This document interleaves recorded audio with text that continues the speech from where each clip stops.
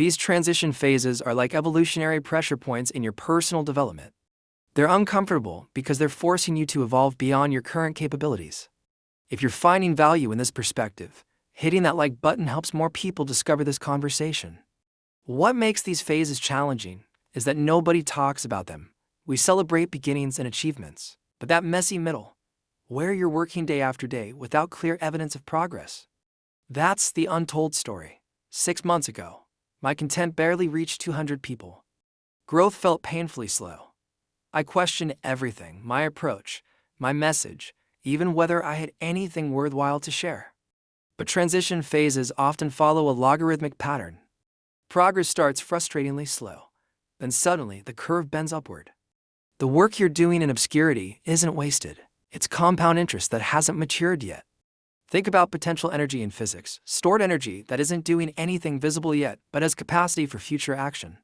When you stretch a rubber band, you're building potential energy.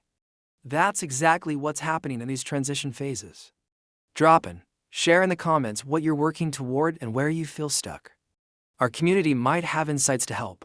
Look at any success story and you'll find this pattern. Elizabeth Gilbert worked as a waitress for years while facing rejection after rejection. Howard Schultz pitched his Starbucks vision to 242 investors before the 243rd said yes. Even Mozart practiced obsessively for 10 years before composing his breakthrough works. These transition phases are temporary, though they rarely feel that way when you're in them. They are like fog, thick when you're inside it, non-existent once you've passed through. So what actually helps when you're stuck in this in-between place? First, movement creates clarity. Taking action, even imperfect action, gives you data points. Second, document your journey. When progress feels invisible, having a record of where you started can be incredibly revealing.